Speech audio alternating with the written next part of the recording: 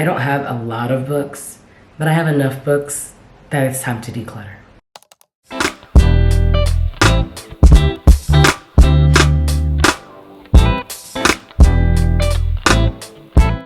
Hey, it's your girl D, and we are here today going through my books because I am moving out of Oakland, California and relocating to Colombia for a few months while I regain some clarity, do a bit of screenwriting, and recover from corporate America, because that my friend is a bitch. We are putting a majority of our stuff in storage, but with storage comes with paying for space to keep something. This is where minimalism really pays. We have a little community library up the block, which is amazing. Actually, a lot of the books that I got are from this community library, so I'm just gonna put it back. I'll show you things I want to gift, things I want to store because I'm gonna read them later, or things I want to put in the library. I need to hype myself up.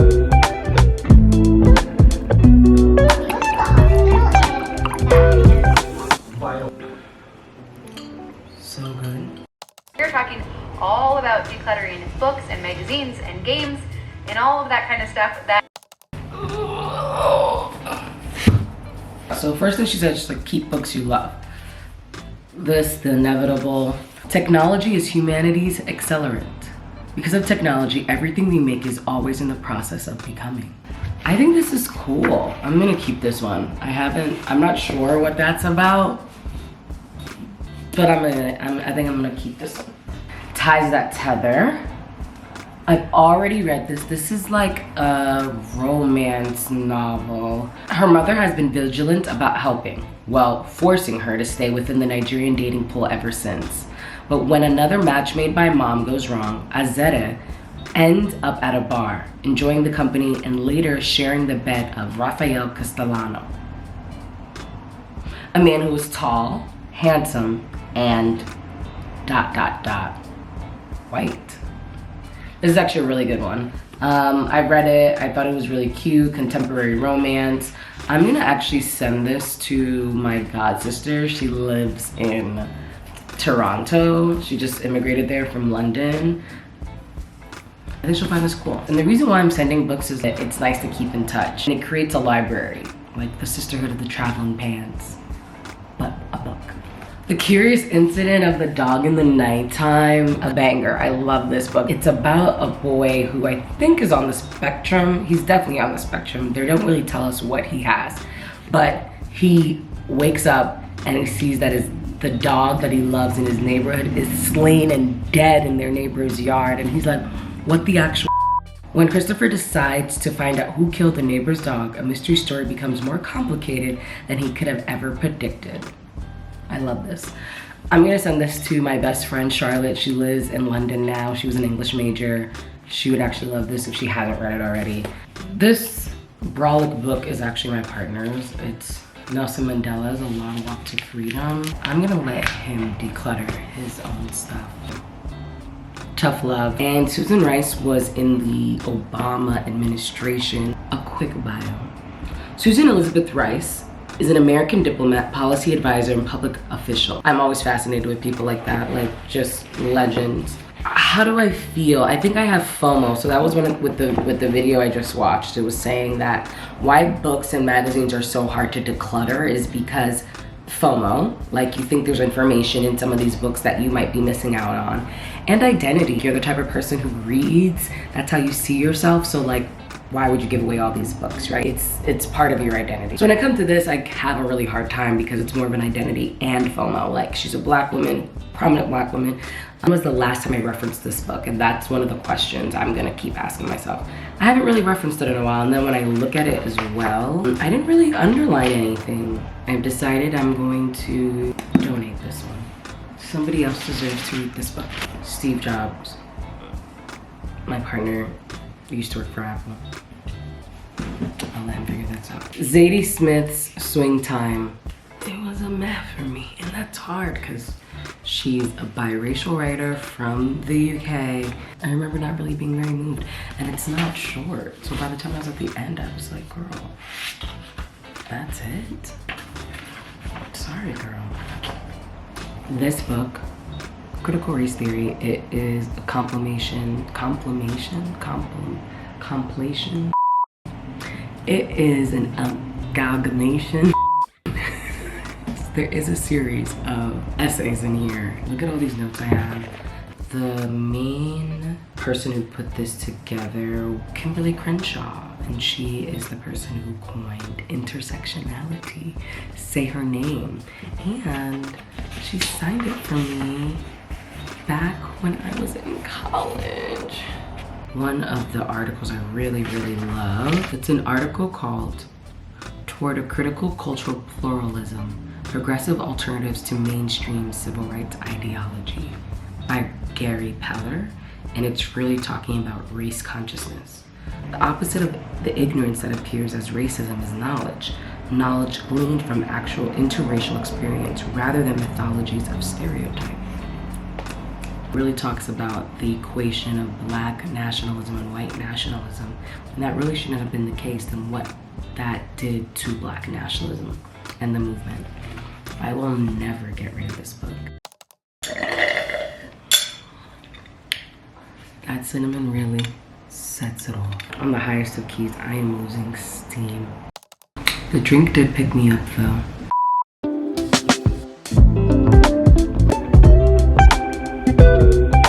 I actually really love this book. It's Don't Sweat the Small Stuff, and it's all small stuff. This was like our bathroom book by Richard Carlson, PhD. Okay, don't play with him. Just little quick pick-me-ups. Whenever we hold on to our anger, we turn small stuff into really big stuff in our minds. We start to believe that our positions are more important than our happiness. They are not. And I actually got this from the library that I was just telling you guys about. And I'm gonna put it back because I think somebody else deserves this book. Africa is Not a Country by Deepen Following. I cannot lie, this is one of my relatives. Shout out to Deepen. It's a story about the formation of Africa.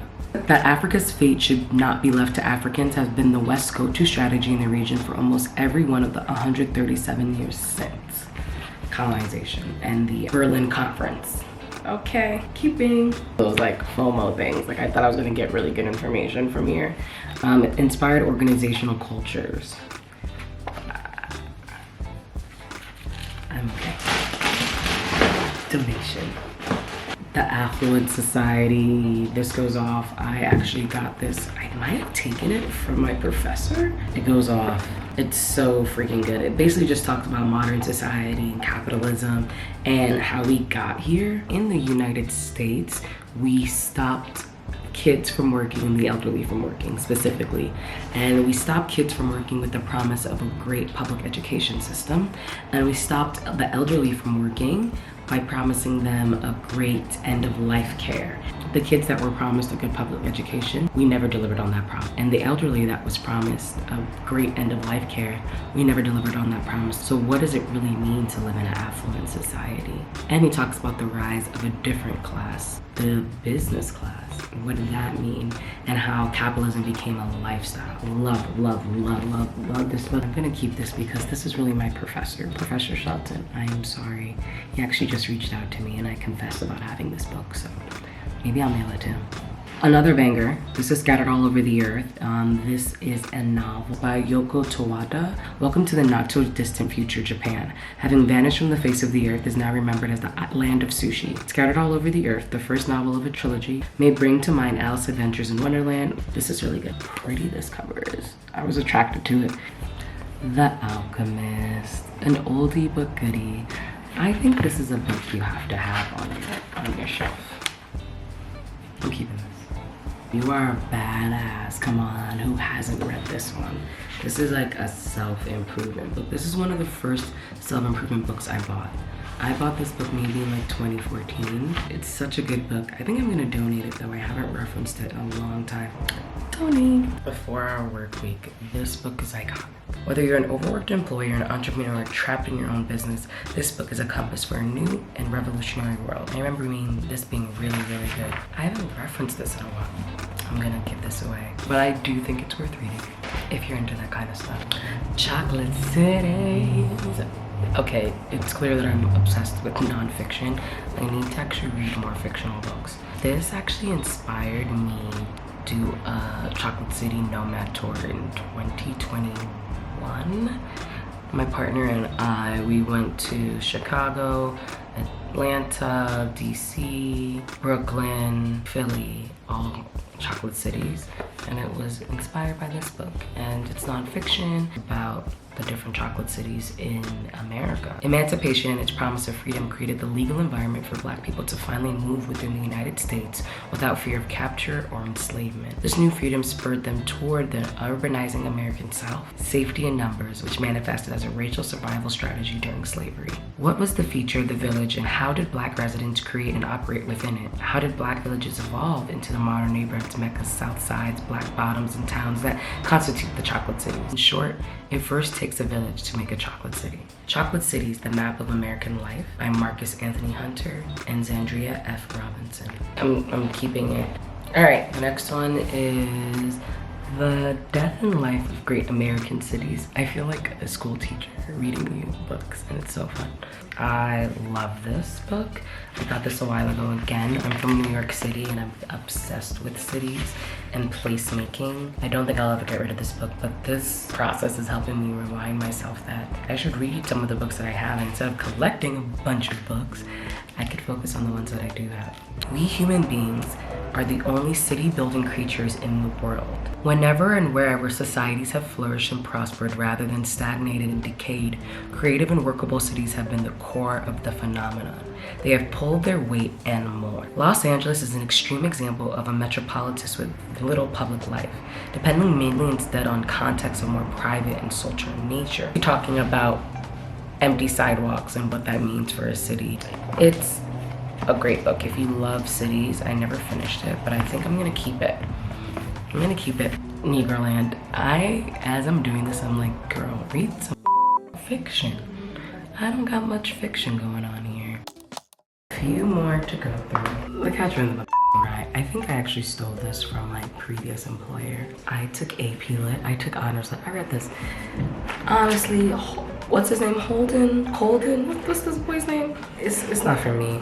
I think like you have to kind of like it because it's like a classic, but I'm definitely donating this. I'm not even gonna give this. I'm sorry, I don't mean to go. JD Salinger, I don't mean to go, you know, I hope you weren't a racist. I don't mean no disrespect to your book, but it didn't catch me. I tried to reread it just on some whimsical, no. Dogmaster by W. Bruce Cameron, and it's about the first dog. And oh my God, ew, on the back of that,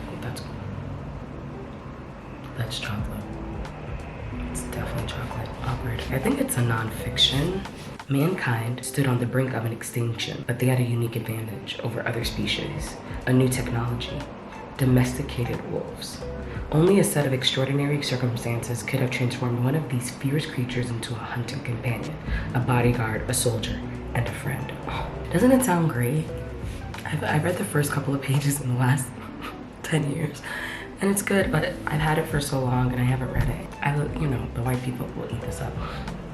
And colored people who love, not colored, sorry Tyler. Black people who love dogs. I'm just saying, I think white people eat this up. So I'm gonna put this in the library. This other one, She Begat This, 20 Years of Miseducation of Lauryn Hill by Joan Morgan, who also wrote When Chicken Heads Come Home to Roost, a book that is now studied at colleges across the country. I can't lie to you, I didn't really read this. While I haven't read it, I think I'm gonna keep it just because of nostalgia. I'm not ready to let go of it. Keeping this book, restoring it. Back with another non-fiction. This is Colonialism in Question. I admit, I lived with this professor and I should have given it back to her, and I guess I forgot. She has actually asked me for this book, so that is stealing. So I do need to get this back to her. So I'm definitely not giving it away. Another social science book, In My Father's House, Africa in the Philosophy Culture.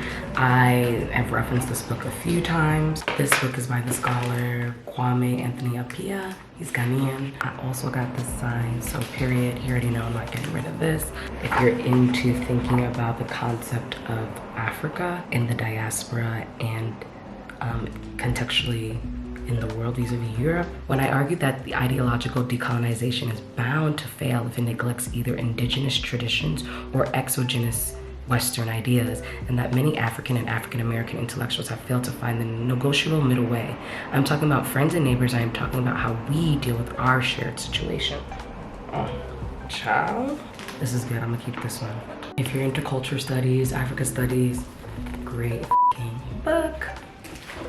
Bridges and Boundaries, African American and American Jews. What happened to the grand alliance between American Jews and African Americans? Indeed, one has to wonder, did such an alliance ever really exist? So it's a compilation of essays that talk about both the relationship, especially right now with what's going on in Palestine. If you're a Black person trying to figure out how do you even think about Israel and Judaism, it's interesting. Black and Jews, the Uncivil War by Taylor Branch.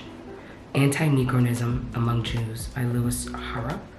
Anti-Semitism Among Negroes by L.D. Reddick. I'm keeping it, I haven't really dug into it. Last but certainly not least is a seat at the table. It's so cute.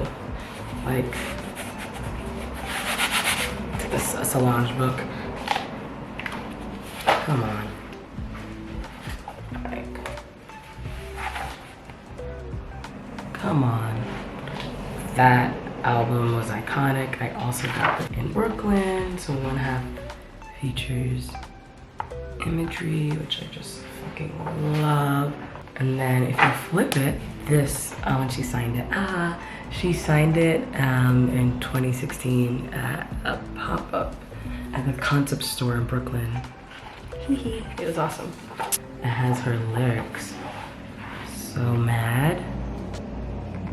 I don't know, that's the lyrics in each one. I'm not really allowed to be mad. Mad, mad.